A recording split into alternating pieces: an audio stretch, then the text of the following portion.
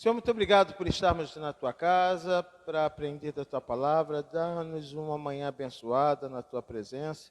Te agradeço por tudo que o Senhor já tem feito nesse dia, pela assembleia que aconteceu em Portugal, pela recepção dos pastores, missionários, pela consagração da pastora Débora, por tudo que o Senhor já tem realizado. Toda a honra, toda a glória é tua, Senhor. Dá-nos um domingo de paz, de bênção. É o que te peço em nome de Jesus. Amém. Lição número 3 da nossa revista, tópico 1, nossa história de vida é armazenada dentro de nós. Lição 3, tópico 1, nossa história de vida. Pronto? Todos situados?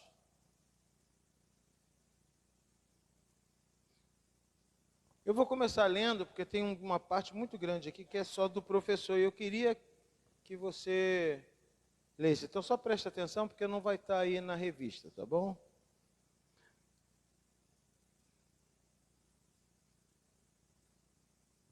Além das heranças biológicas, a nossa história de vida constrói o nosso caráter e reflete-se em nosso comportamento.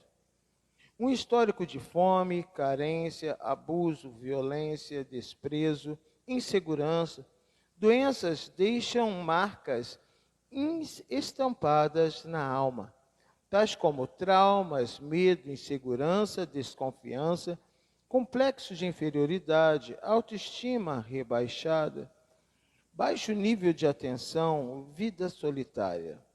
Estas e outras características refletem invariavelmente nosso modo de ser. Certamente não é isso que Deus quer para nós. O novo nascimento traz mudanças para todos esses males. Esvaziamento dessas marcas e substituindo-as por virtudes enriquecedoras, capazes de fazer de nós pessoas parecidas com Cristo, de sorte que haja em nós o mesmo sentimento que houve também em Cristo Jesus. É interessante quando você lê isso aqui e vê como que isso se reflete no dia a dia. A gente está falando na lição 3 sobre cultivar um bom relacionamento consigo mesmo. E normalmente, isso realmente não tem jeito. Normalmente, você carrega uma mochila de todas as suas experiências com você. E isso afeta diretamente o seu caráter, sua personalidade. Não tem outro jeito. Você precisa da ação de Cristo para que haja mudanças dentro dessa estrutura. Senão você vai ser a mesma pessoa a vida toda, ou piorar. Como que faz isso, pastor? É um processo. A primeira coisa é você entender que você não é a única pessoa no universo que teve problemas na vida. Porque esse problema ele se torna muito característico de pessoas que cismam que só ela sofreu, só ela passou por dificuldade e todo o mundo inteiro tem que entender ela. Isso já gera um bloqueio, porque você não tem como ver mudanças se você cisma que o que você é está marcado, selado, sacramentado. E isso impede você de poder melhorar. O que eu quero que você entenda é que dentro desse processo de mudança que Jesus oferece, né, quem está em Cristo, nova criatura é. Passa pelo processo de lidar com a sua própria história. Todos tiveram problemas, alguns piores, outros menores, outros ultrapassaram limites emocionais, sofreram marcas na alma que trouxeram ele até aqui. Mas a mensagem que a igreja tem que pregar é que tem jeito. Desde que a pessoa acredite, tem jeito. O deprimido não precisa morrer deprimido. O traumatizado não precisa morrer traumatizado. Pessoas que cresceram em lares onde o ódio, a raiva, o rancor eram predominantes, não precisam morrer assim. Podem se tornar pessoas amáveis. Mas tudo é um processo de abertura de coração e principalmente de cura para a alma. Tem pessoas dentro da igreja que passam a vida toda dentro da igreja, mas não aceitam ser curadas na alma. E isso vai gerando uma piora, porque a verdade é essa. A cura na alma que não acontece, não deixa você estável, como uma doença física, que se você não tratar ela vai agravando, a doença na alma também. Se não tratada, ela vai agravando. Você vai encontrar pessoas, por exemplo, eu vou dar um exemplo da minha mãe. Quando eu conheci, assim que eu criei consciência de garoto, né? Eu lembro, a minha memória vai lá dos meus 7, 8 anos. E eu lembro de uma mãe divertida, brincalhona. Uma mãe que vendia cascos para fazer dinheiro de passagem, para a gente ir passear em Mauá. Na época, Mauá a água era boa, dava para tomar banho lá. E a gente ia para lá, para Mauá. Ela sempre me falava, amanhecia, passava o cara lá comprando casco, ela vendia os cascos, Adriano. Vamos para a praia. E a gente ia, simples assim. É divertida, brincalhona, sorridente. Mas aí a vida bateu muito além do que ela achou que pudesse aguentar. Resultado, ela não deixou mais ser tratada. E amargou. Só que o amargo da alma, ele vai curtindo. Minha mãe morreu assim. Na verdade, minha mãe morreu por isso. Porque isso foi afetando, corroendo ela por dentro. E ninguém conseguia falar para ela que aquilo não funcionava, ela não aceitava, que ela tinha que mudar, eu sou assim e acabou. E isso acabou com ela. Eu lembro dos netos, especialmente o Mateus, que era a paixão da vida dela. Quando o Mateus estava lá adolescente, já não queria muito ir na avó dele. Eu falava, ele ia e voltava rápido. O que foi, Mateus? Hoje minha avó tá muito irritada, não deu para ficar lá não. E ela começou a ter distanciamento até dos netos. E ela não conseguiu perceber que a culpa não era do mundo, a culpa era dela. E acabou morrendo por isso. Veio a diabetes e descontrolou, né? Emocionalmente afetado, descontrola. Veio a pressão alta e foi juntando tudo. E até a hora que não sobrou nada. E ela morreu. Nova ainda, inteira. Podia ter vivido muito mais.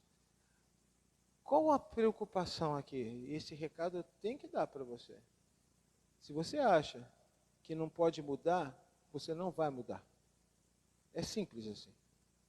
Se você entende que o que você é isso, você não muda. O único jeito de mudarmos é a gente olhar e dizer assim, eu posso amanhã ser melhor do que hoje. Isso gera um desafio. Eu aprendi coisas básicas, eu queria passar para você. Eu sei os meus defeitos. Isso é o básico do básico. Ninguém precisa falar para mim meus defeitos. Eu sei os meus defeitos. Quem não consegue identificar defeitos, nunca ouvirá de outra pessoa. Porque sempre vai ser uma ofensa. Não é assim que funciona? Como eu não reconheço meus defeitos, se alguém falar, é ofensivo para mim. Porque se eu que sou eu não reconheço, quem é que vai poder dizer? Então acabou. Bloqueio estabelecido, condenado a viver e morrer do jeito que você é. Contrapartida, quando eu reconheço, eu consigo ouvir uma pregação na escola dominical, e falar assim, Senhor, está falando comigo. Olha a diferença. Não precisa nem levantar profeta, porque a sensibilidade de que eu tenho, é esse ponto, como Deus falou, eu vou mudar isso aqui. Eu vou mudar isso. Aí vem outra situação, você, poxa, eu podia fazer diferente. Esse processo é muito natural quando eu sou suscetível a mim mesmo. Não é os outros, eu sou suscetível à minha opinião sobre mim mesmo. Eu posso melhorar. Eu vejo pessoas que não são más pessoas, mas tem defeitos crônicos. Tem defeitos crônicos. Uns são aquela criança que cresce com os pais nunca dizendo não. E quando vira um adulto, cisma que tem que ser assim. Se recebe um não, pronto, já vira no capeta, já surta, já fica com raiva. E você vê, como é que você faz para lidar com uma pessoa que não aceita não?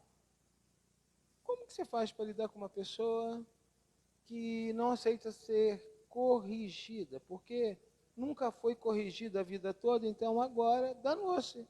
Ela não aceita ser corrigida. Só que, se você pega uma rua errada, uma estrada errada, e para perguntar a alguém se aquele é o caminho, a pessoa diz, não é, você está no caminho errado, pega o próximo retorno. E a pessoa diz, eu não sou obrigado a ouvir a opinião de ninguém, eu faço o que eu quiser da minha vida. É isso que acontece. Ela vai continuar na estrada. Mesmo alguém já tendo dito que esse caminho está errado, é que você tem que mudar, tem que retornar. Até onde vai? Vai até morrer, porque não tem volta. Tudo tem volta, gente. Você pode ser uma pessoa melhor, tudo tem volta. A nossa história de vida não define o nosso futuro, não define. Não aceite que a tua história passada defina o seu futuro. Você está condenado assim. Posso ser? Não, eu fui amargo minha vida toda, meu pai era amargo, minha mãe era amargo. Querido, você não é um limão, você é um ser humano. Não existe hereditariedade de amargura. Você escolhe ser. Tadinho do limão, né, coitado? O pé era de limão, os outros limões também eram amargos, ele acabou sendo amargo também. Ontem eu vi um pé de limão galego carregado. Poucas pessoas têm interesse num pé de limão galego carregado. Agora, se é de manga, se é de uva, aí você pode imaginar por um momento, caramba, que preconceito. Não é preconceito, porque o limão é azedo, ué. A diferença nossa do limão, eu não preciso ser azedo. Eu não preciso. Eu posso mudar. Eu posso me tornar atraente. Eu posso ser o ser humano melhor. As pessoas podem querer estar perto de mim. Essa mudança é muito intrínseca à presença de Jesus e do Espírito Santo na nossa vida.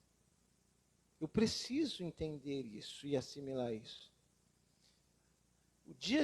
Eu falo muito isso, dias de luto e dias de festa pode acontecer no mesmo momento para pessoas diferentes.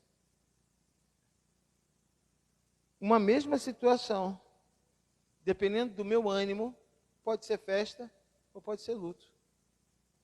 Tem pessoas que as coisas azedam muito rápido. Tem pessoas que tudo é motivo para agora eu não quero mais. E eu não, eu gosto de desfrutar do bom. Eu gosto de curtir o momento.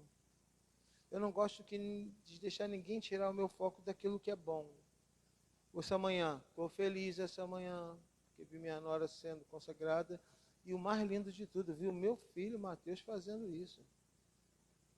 Eu vi uma igreja que, sem perspectiva, que nem dava a ninguém, eu não sabia o que ia ser. E hoje está com 5 pastores. Recebeu 2 pastores, uma pastora, já tem o Mateus e consagrou a Débora. Portugal está com 5 pastores. Como eu não fico feliz com isso aí, mas aí situações surgem e fazem com que você se distraia. Perceba se não é isso que acontece. No que você aceita a distração, tu tira o foco do que te deixava feliz. Só que tem gente que acostumou a não olhar para o que faz feliz, só olha para o que faz triste, só olha para o que faz mal e não consegue mais ver nada além disso. E aí parece que ela acostuma a não gostar de nada que a faça bem. E a amargura toma conta. E aí começa a perder E não dá para se relacionar bem com Deus. Não dá para se relacionar bem com as pessoas sem se relacionar bem consigo mesmo. A palavra de ordem aqui é mudança. Você vai perder boas amizades. Você vai quebrar fortes alianças se não mudar. E é uma pena, porque Deus pode olhar e querer trazer pessoas novas para junto de você. E você vai continuar estragando os relacionamentos à sua volta. Vai afastar filho, filha, vai afastar marido, esposa, vai afastar líderes, vai afastar colegas de trabalho, vai afastar irmãos na igreja, vai afastando, vai afastando. E pior, você vai dizer que a culpa é do mundo. E é só tua. Dica: refaça o caminho. Não tem outro jeito de ter um bom relacionamento com Deus e com as pessoas. Aprenda a ter um bom relacionamento contigo. Para de se cobrar demais e para de querer ser realizado também. Apenas a realidade. Sabe, uma autoavaliação. Eu estou lá no processo de correção de prova e é muito engraçado, né? Porque eu sou totalmente impessoal na correção de prova, né? Eu não olho nem o nome. Eu vou olhar o nome na hora de lançar a nota. Eu abro e começo. Não, mais ou menos. Não, foi ótimo. E no final, se eu chego a 10, 10? Não é possível.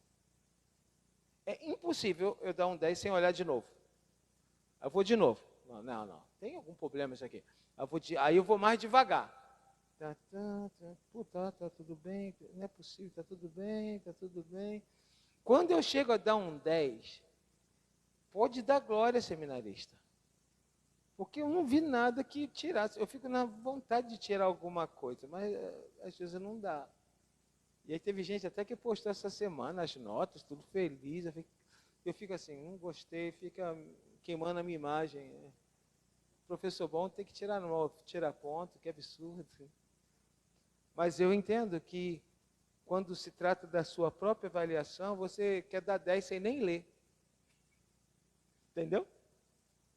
Que tu olha lá, Paulo Roberto Gonçalves, 10. Ainda bota parabéns. Nem leu.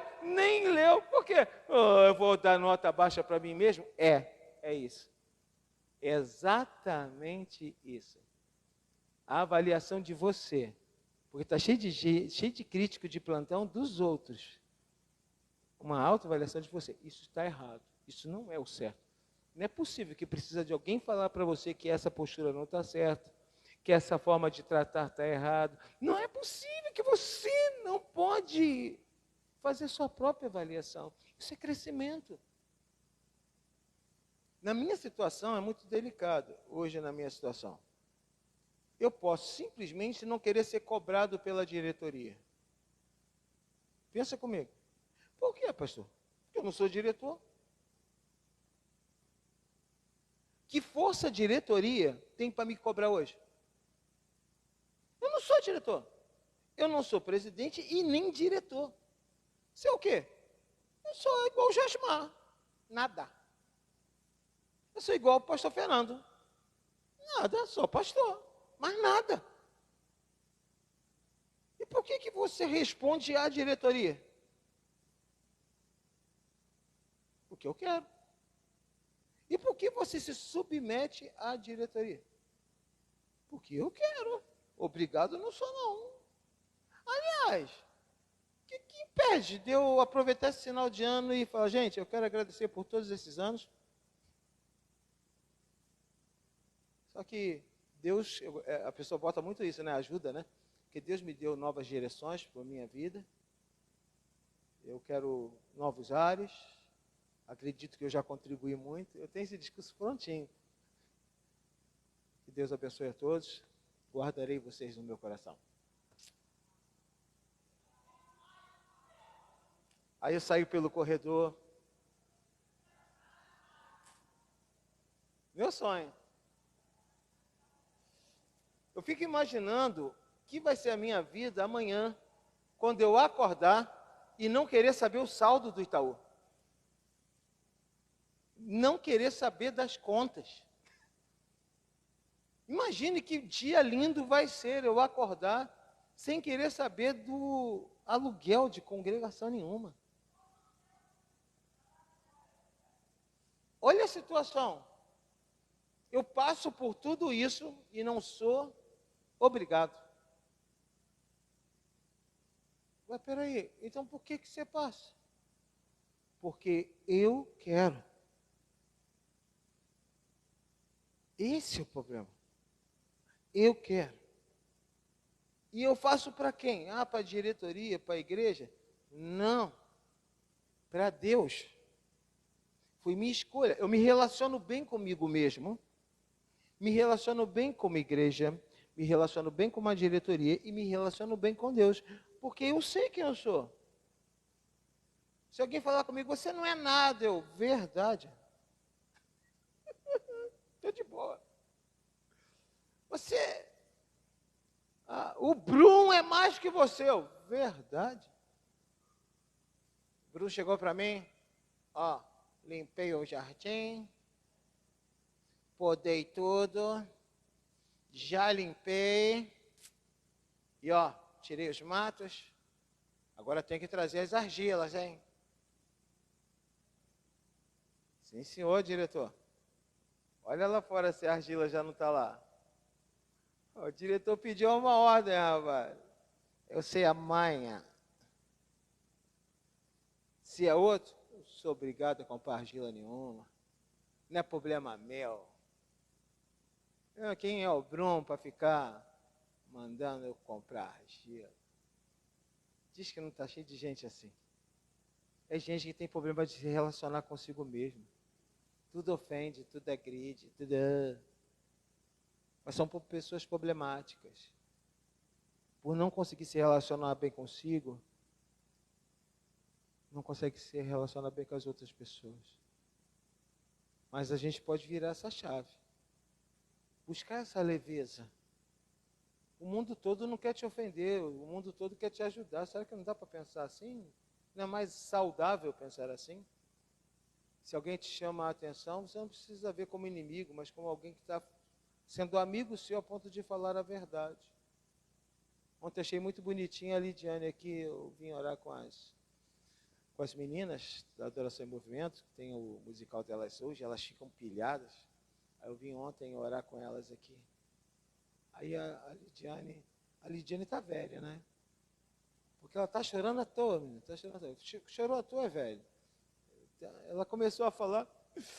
Eu falei, não é possível, deixa esse choro para amanhã, senão como é que fica? Não chora agora não. Ela, que eu estou emocionado. E essa semana eu chamei ela, orientei coisas para ajustar algumas coisas, puxei a orelha dela, faz desse jeito, não é desse jeito que tem que fazer. Tá bom. E no final eu digo, te amo, tá? Aí ela estava agradecendo ontem, porque eu cuido delas. Eu falei, caraca, como é interessante a visão. A mesma pessoa podia ouvir a mesma coisa e dizer assim, pastor, nunca está satisfeito com o que eu faço. O problema é da pessoa. Não é de você. Então, às vezes você está assim, gente, o que eu fiz? Você não fez nada. O problema é da pessoa. Ela tem dificuldade. Se você fala alguma coisa e diz, você está bem, você está ótimo, está tudo maravilhoso, pronto, você é amigo dela. Se um dia você diz, não está bom, isso tem que mudar, pronto, a casa cai.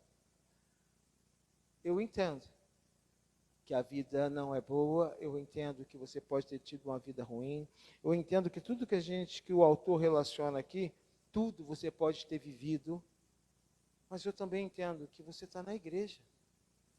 Eu também entendo que Jesus está na tua vida. Eu também entendo que você é templo do Espírito Santo. Desfrute da cura. Desfrute das mudanças que te farão uma pessoa melhor. Amém, queridos? Boa. 1.1, guardando o coração. Adriano, lê para mim. Guardando o coração.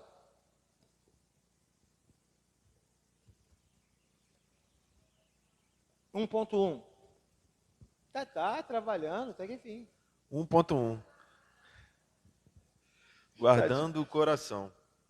A Bíblia diz: enganoso é o coração, mais do que todas as coisas, e perverso. Quem o conhecerá? O autor sagrado, em outras palavras, diz que o coração sempre busca interesses momentâneos de felicidade e de carnalidade, porque ele está afeito aos órgãos do sentido: visão, audição, olfato, tato e paladar. Por isso, a Bíblia também recomenda sobre tudo o que se deve guardar. Guarda o coração, porque dele procedem as saídas da vida. Beleza. Vamos entender bem isso aqui. Isso aqui é muito legal. Guardar o coração. A Sônia, esses dias, a Sônia citou isso. Uma vez eu falei que eu peguei meu coração e botei numa gaveta. E ele está lá desde sempre. Nunca mais tirei ele. O juízo é comprometido quando você usa o coração. O julgamento é comprometido quando você usa o coração.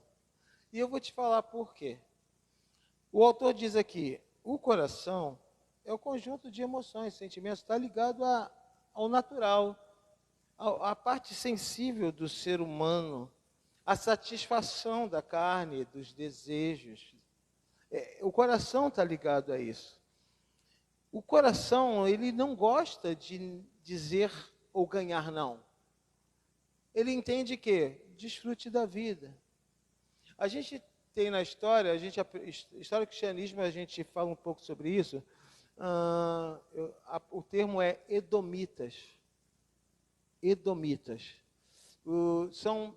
Eram pessoas e ainda são pessoas que têm o prazer como o maior poder do ser humano, em que você não pode se negar a nenhum prazer, seja ele qual for, desde a comida, desde as emoções, desde satisfazer seus desejos, desde satisfazer sua sexualidade, faz o que você quiser, mas satisfaça seus desejos. Essa filosofia é edomita.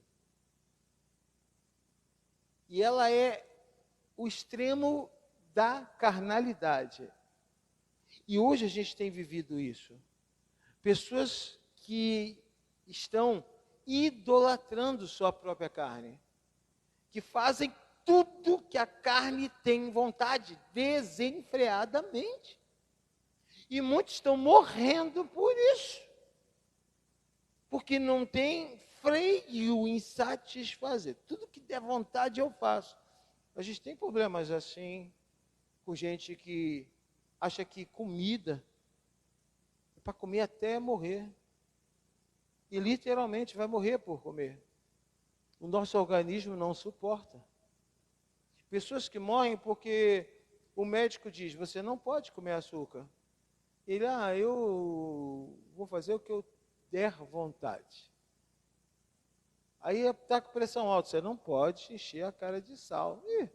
Churrasco, sal grosso, sal de parrilla, salgadinho. E a pressão, e morre.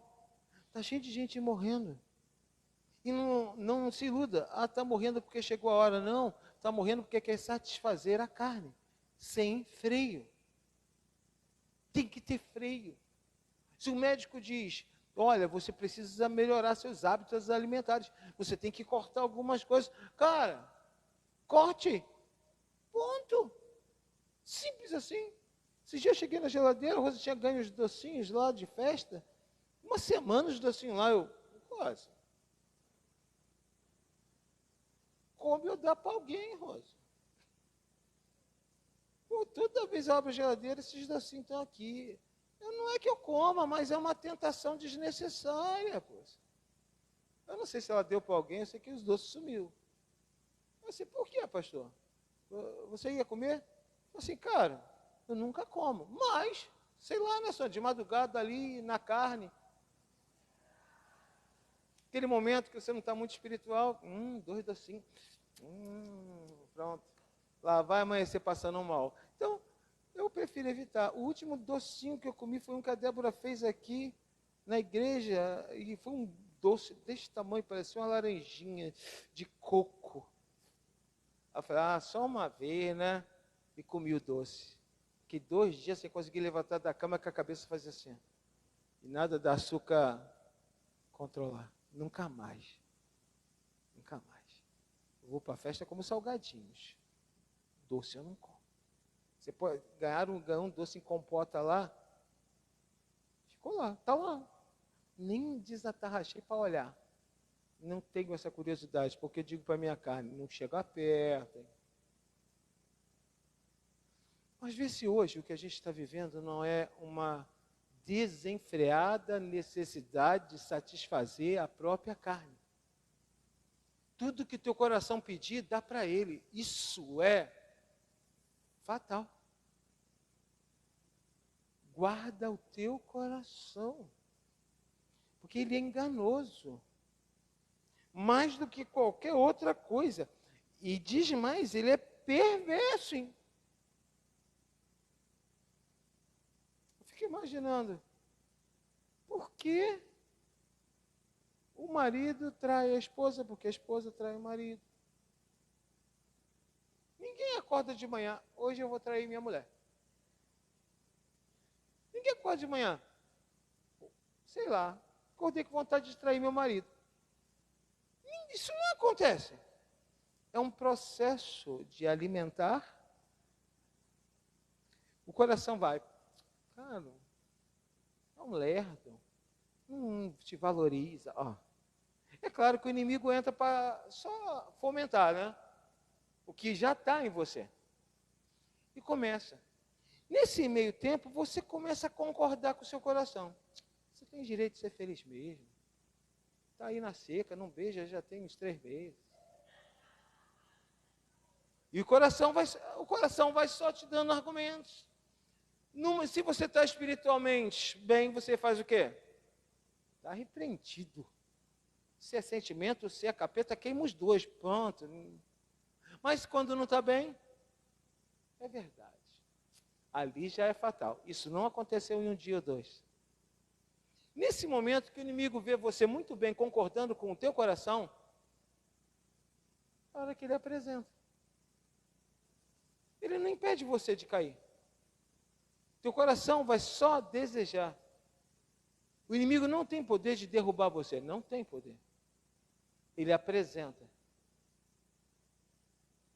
Esse momento é o momento que o coração não deixa a tua mente pesar. Ou seja, você perde a capacidade de ponderar. O que eu vou perder, gente? O que eu ganho, o que eu perco? O coração bloqueia esse lado. E você só pensa na satisfação. Isso é praticamente instintivo. O animal é assim. O coração te leva a atitudes animalescas, onde você não raciocina, não pondera, onde você não quer mais ouvir o Espírito Santo. E depois que você destrói com tudo, a ficha cai, você para e pensa, o que eu fiz? Isso quando cai, né? Tem um pastor por aí, que eu não vou falar nome, quem olha as redes sabe. Largou tudo, abandonou tudo, porque não aceitou ser julgado. Aí você fala assim, coitado, o que ele fez? E tinha uma criança dentro da igreja, correndo para lá e para cá, filho dele, e ele proibiu a mulher de falar que era filho dele, e ficou por lá. 7, 8 anos, se eu não me engano. Dentro da igreja dele. E uma hora a mulher cansou, porque ele não dava assistência à criança, e fez um teste de DNA para provar que era filho, e pum. Aí você fala assim, o que o pastor fez? Ele chorou? Pediu perdão? Não. Simplesmente, então tá bom, se vocês querem eu saio. Para piorar a situação, ainda descobriu-se agora que tem imóveis da igreja que o pastor pôs no nome dele. Mas a postura dele continua exatamente a mesma. o cara. E aí você fica assim, como pode chegar nesse nível de bloqueio do espiritual e é só buscar satisfazer todos os desejos? É sim para tudo que o meu coração pedir. É um processo de morte espiritual. Tem gente dentro da igreja que já morreu espiritualmente e não sabe. Tudo que ele faz é para satisfazer seus próprios desejos. Ah, mas é porque eu não tive ninguém para me educar. Para. Vamos voltar no começo. Chega, já passamos agora disso. Estamos na fase de dizer para o coração, não. De dizer para desejos, não. E querer o mover do Espírito Santo. Se você não fizer isso, você vai encontrar pessoas que caem o tempo todo. E o que é triste, Adriano? Constrói alguma coisa, desaba. Constrói alguma coisa, desaba. E chega uma hora que ninguém acredita mais em você. Ué, a verdade é essa. Chega uma hora que ninguém acredita. Você não tem mais crédito. Simples assim. Duvido que você não conhece grandes líderes aí que você diz assim, acredito mais não. Tem um aí agora que está condenando o ensino antigo, né? Você vê que chega uma hora que a consciência fica tão corrompida e simplesmente eu vou satisfazer tudo que meu coração quiser. Chega, cansei, agora o que meu coração quiser vai ser. Que chega nesse nível absurdo de você falar, quem é essa pessoa? Eu não a conheço. Você perde todas as características espirituais. Não se iluda. Não, isso só acontece com A ou B. Não, qualquer pessoa. Qualquer pessoa que deixa esse espiritual. Não é o que a palavra fala? O espiritual discerne bem todas as coisas. Vamos ser mais espirituais. Vamos guardar o coração. Vamos dizer não para sentimentos, desejos e emoções. Vamos ponderar. Isso é normal, isso é possível, isso afeta princípios, isso afeta a ética, isso afeta a palavra de Deus. Isso é maturidade. Se você não faz isso, você vai fazer coisas que não são certas, mas o teu coração pediu, só que isso vai te levar à ruína, isso vai te levar a perder o que você já conquistou. Então, foge disso. 1.2. Mantendo um padrão de estabilidade emocional. Lê para mim, Osanã. 1.2. A paz a todos. 1.2. As nossas reações a uma provocação podem variar de acordo com o nosso estado de espírito naquele momento. Quando tudo vai bem e acordamos alegres, não nos incomodamos nem mesmo com coisas desagradáveis. Somos até capazes de brincar com elas, mas quando as coisas não vão bem, o nosso nível de estresse está alto, que ninguém atravesse nosso caminho. Pessoas que agem por impulso normalmente arrependem-se depois, mas nem sempre é possível reparar os danos causados por seus ímpetos de raiva. Vamos lá. Eu queria que você falasse. O que para você é estabilidade emocional? O que é estabilidade emocional?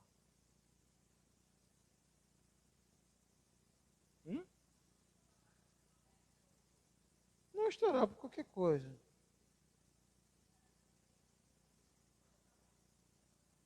Não se deixar ser afetado pelo que as pessoas falam de você. Eu gosto de dizer, quem tem boca fala o que quer. Quem tem dedinho escreve o que quer. Mas isso aí, isso é estabilidade.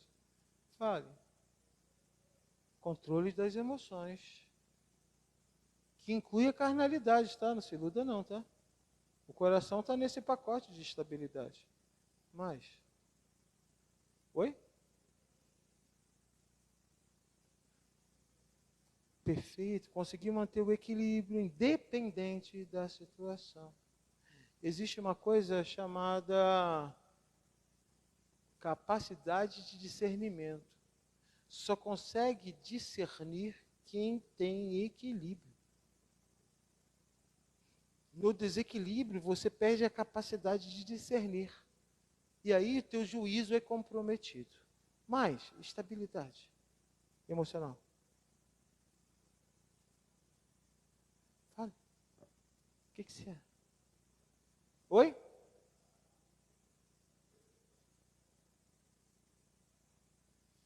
Eu acho lindo o Jó falando. Fala como uma louca, mulher. Receberia o bem de Deus e não receberia o mal? Estabilidade. Se está dando tudo certo, se está dando tudo errado. Quanto mais você se mantém estável emocionalmente, maior a tua capacidade de decidir correto. Ninguém consegue decidir corretamente desequilibrado. O que você fala, o que você pensa, como você age, está tudo corrompido pelo teu emocional desequilibrado. E tem gente que fala assim, eu falei, estava nervoso. Não, você estava desequilibrado, mas até quando? Até quando? Não vou fazer porque me chateei. Isso é coisa de criança. Você não cobra equilíbrio emocional de criança, gente. Tem meu sobrinho aí, o Joaquim. Aquilo é um desequilibrado. Joaquim, meu Deus do céu. O bichinho tem 1 aninho. Mas ele é um desequilibrado emocional. Está com fome? Ele quebra tudo até a mamadeira chegar, amigo. Aí bota a mamadeira, acabou, pronto. Se ele fala que quer ir para o colo, não bota no colo, aí dá uma crise de raiva. Aí põe no colo, ele totalmente desequilibrado. Mas é criança é instintiva. Criança é instintiva. Não se perde equilíbrio emocional de criança. Você tem pais que passam vergonha porque a criança é um doce. Então fala com todo mundo. Chega o dia na igreja, não quer falar com ninguém. Ai, ela é tão simpática. Aí o que houve? Não, hoje ele não está. Aí o pai, a mãe, vai dizer, não, hoje ele não está bem, não.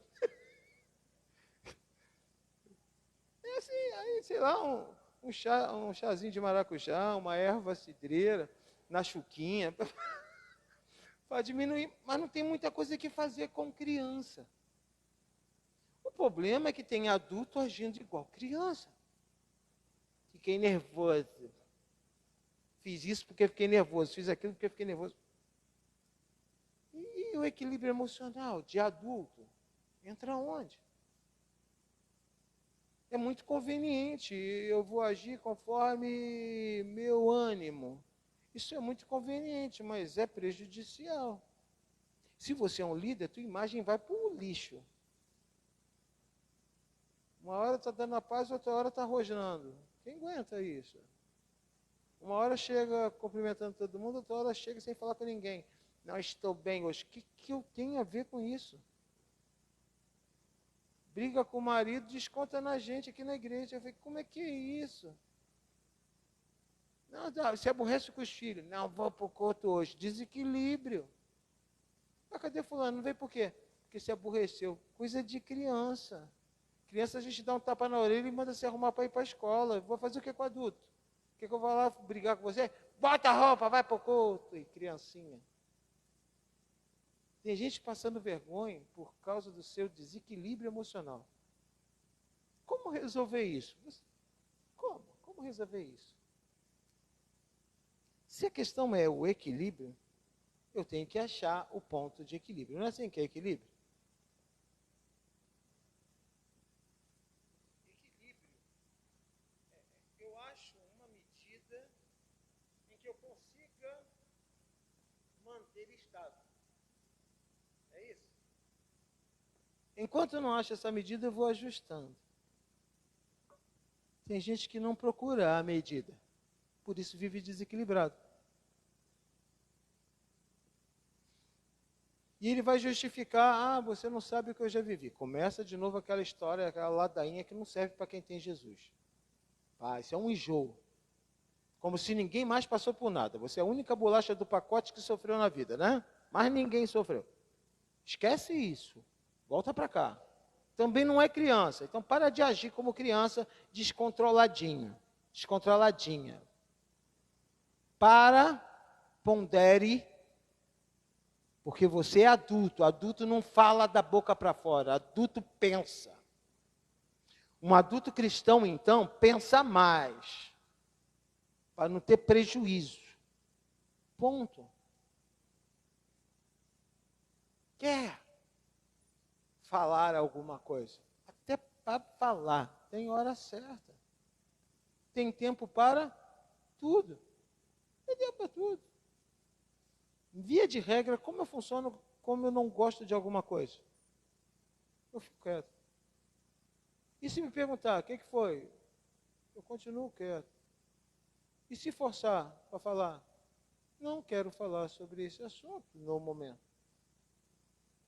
Isso é equilíbrio. Porque você sente que emocionalmente você não está em condição de falar sobre aquilo. Isso é maturidade. Não é que você não se aborrece. Você não fala aborrecido. Viu a questão? A questão é que tem gente que resolve querer falar aborrecido. Tudo que sair da tua boca quando você está aborrecido é desequilibrado.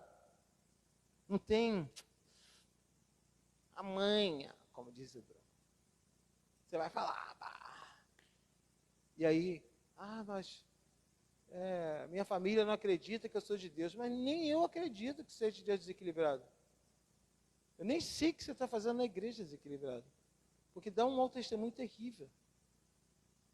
Vai entrar num restaurante, o garçom chega e fala assim, está satisfeito? Estou satisfeito nada.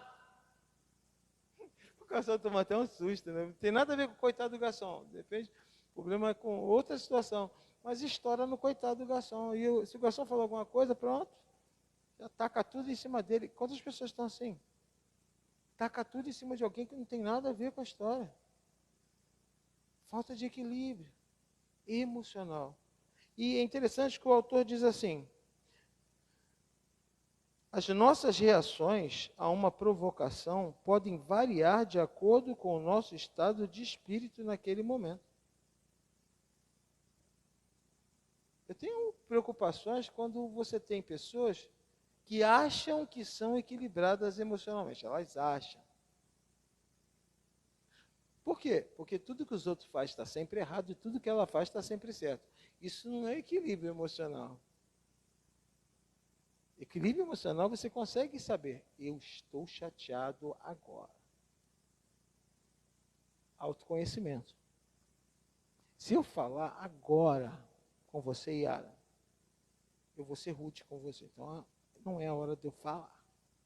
Isso é equilíbrio emocional. Equilíbrio emocional não é não sentir raiva, não ficar revoltado, não. É administrar sentimentos. Eu quero que você guarde essa palavra. O equilíbrio emocional é administrar sentimentos. Seja adulto, seja maduro, seja espiritual. Administre sentimentos. Todos nós temos. Já tive gente apontando o dedo na minha cara. E você fez o quê? Deixei, ué. E a vontade? Quebrar o dedo, ué. Mas o equilíbrio emocional me faz o quê? Não.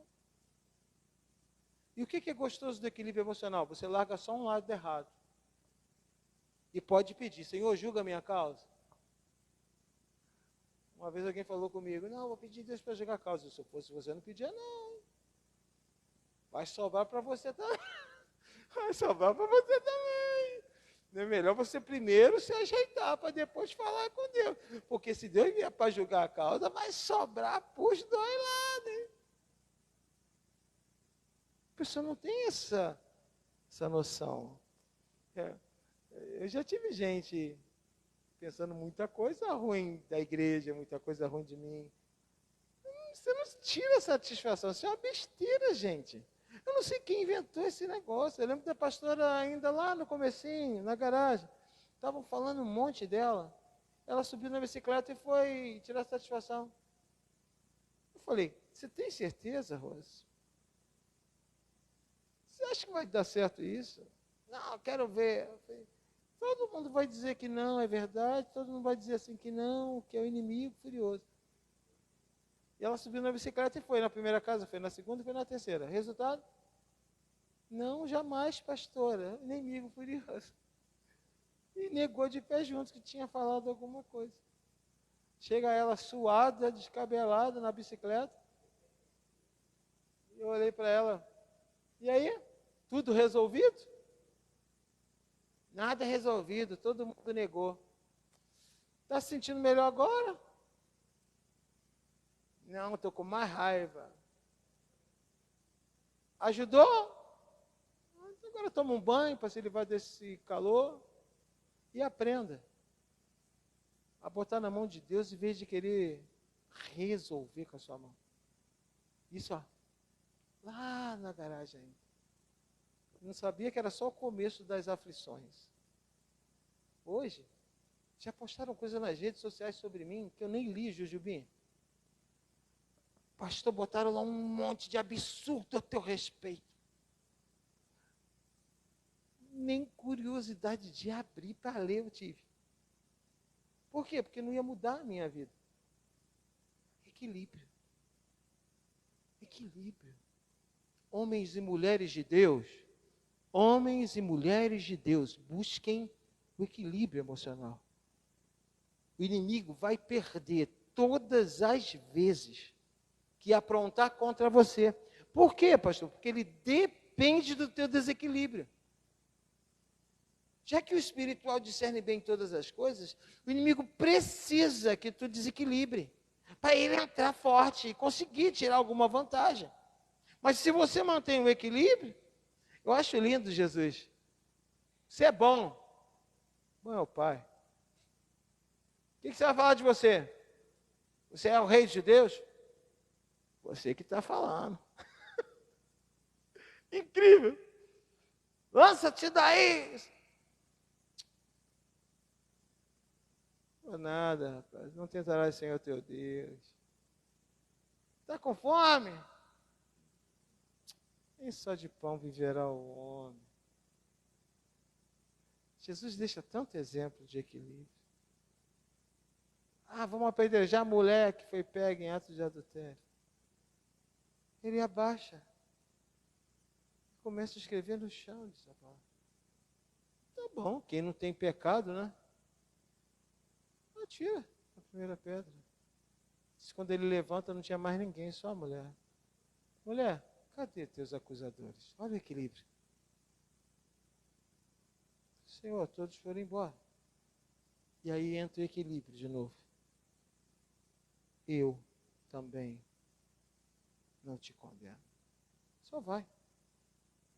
E não peque mais. Cara, como é lindo. Jesus dá tanto exemplo. Por que a gente não aprende? Diz que é cristão, mas não imita Cristo. Vamos buscar equilíbrio.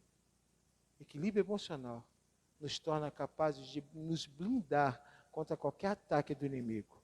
Amém, queridos? Tópico 2.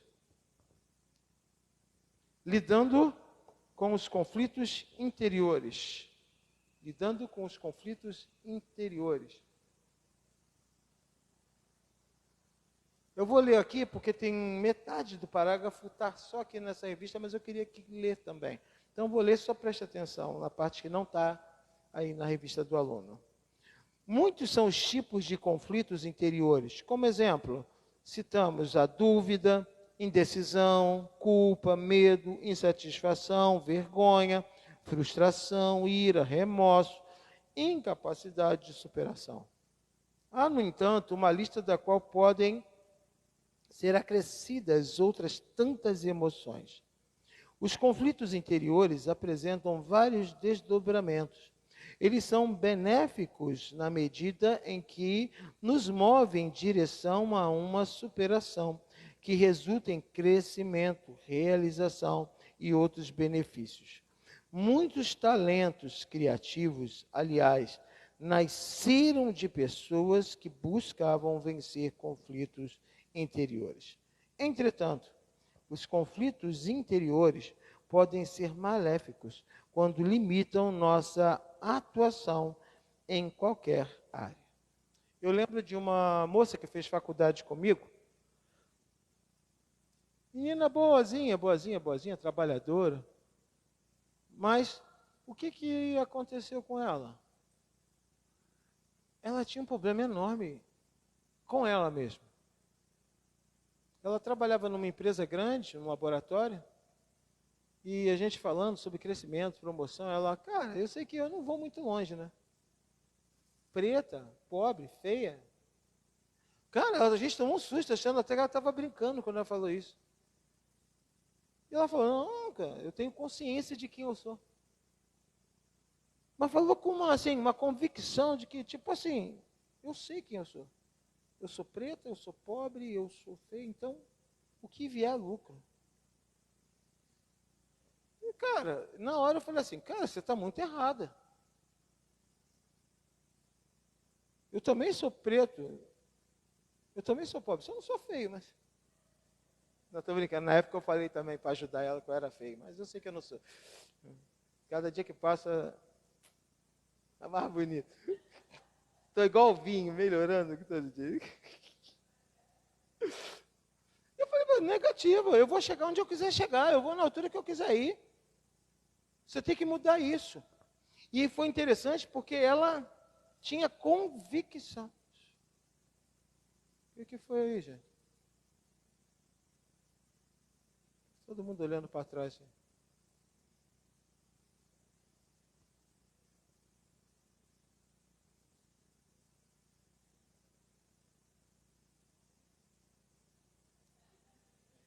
Equilíbrio, equilíbrio. Estou brincando. Só tem um olho.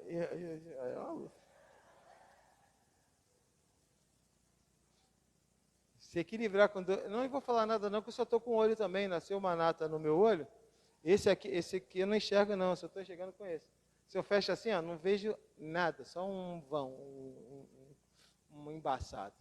Eu sei o que é isso, Tatiana, mas Deus dá equilíbrio. O que me preocupa em conflitos, como dessa menina, quando deixa de ser conflito. Entenda isso. Para ela, não era mais um conflito. Ela tinha convicção do que é um conflito. Olha que loucura. Não é verdade. Ah, eu sou preta, eu sou feia, eu sou pobre, nunca vou chegar a lugar nenhum. Nunca vou ter um cargo de chefia. E ela falava isso assim, com convicção. O pior momento do conflito é quando deixa de ser um conflito. E você começa a acreditar naquilo. Eu nunca vou ser ninguém na vida. Já ouviu gente falando assim? Ah, por que você não faz um concurso? Cara, nunca vou passar, tem muita gente boa. E isso vai travando. Ela não enfrenta nenhum desafio. Por quê? Porque ela não acredita mais nela. E isso vai travando. Olha a relação de palavras que são muito fortes aqui.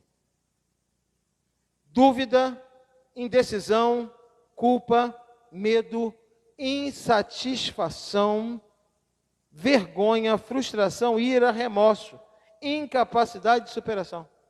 Ponto. Vai juntando tudo. E vai tornando a pessoa completamente bloqueada. E não são as pessoas que bloqueiam, não. Ela se bloqueia.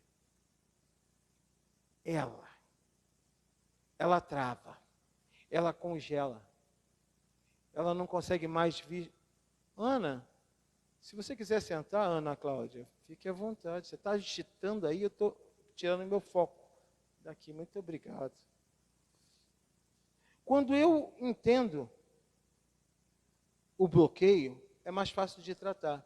Quando eu não entendo, eu acho que é normal. Eu começo a achar que é normal o que eu sinto.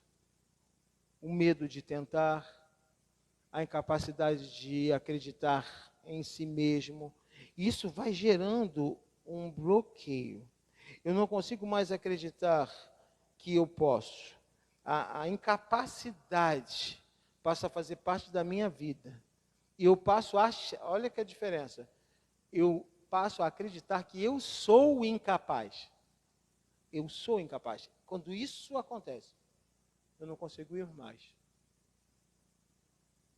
Muitas vezes a gente acha que o inimigo vai vir de sola. Mas não é. Ele vai vir na tua fragilidade. Nem sempre a tua fragilidade precisa de muita força. Às vezes o sensível é mais afetado. Outro dia eu estava ali no jardim, mexendo ali no jardim. Eu falei, vou comprar uma luva para poder tirar esses matinhos. Por que não? Porque a minha mão é muito fina. Se eu pegar a vassoura e varrer ali à frente da igreja, no final já tem uma bolha. Agora, você já viu mão de quem trabalha com isso? Fica uma pele grossa. Você fala assim, a bolha. Não existe bolha, a mão é grossa. A própria natureza começa a criar uma defesa. Uma vez deu bolha, 2 vezes deu bolha e continua, a própria natureza reforça a pele. É incrível isso. E aí, o que você antes machucava, não machuca mais. O que antes feria, não fere mais. Mas isso tem um problema no que tange ao emocional. Também caleja. E você acha que foi curado. Pega a visão. Você acha que foi curado e não foi curado. Você calejou. Calejar não é ser curado, porque o calejar pede a sensibilidade. Tem gente que perdeu a sensibilidade, por quê? Porque enrijeceu. E ela acha que, não, agora eu estou maduro. Não, não está maduro. Maduro chora, maduro sente, maduro sofre. Mas maduro tem equilíbrio emocional. Mas ele não deixa de sentir. O que eu preciso, na verdade, é que você saia daqui entendendo esse final aqui. Entretanto, os conflitos interiores podem ser maléficos quando limitam nossa atuação em qualquer área. Se os sentimentos que você carrega estão te limitando, para e pondera, tem alguma coisa errada. Eu não posso ser assim. Eu não estou conseguindo ir. Não está conseguindo? Você precisa de ajuda, tem que ir. Não estou conseguindo acreditar mais, tem que acreditar. Não vou conseguir fazer mais. Eu nem estou tentando, que eu acho que eu não vou conseguir. Tem que ajustar. Porque eu garanto para você que esse processo, apesar de ser difícil, vai ser fundamental para você conquistar o que Deus tem para você. Tá bom? Ano que vem a gente continua. Legal, né? Marca para mim, porque eu vou esquecer até o ano que vem. 2.1, a incapacidade. Oi? Só um minutinho. Microfone aqui, Tatazinha. Deixa a Tatá chegar aí. Tatá? Tá feia, Tatá?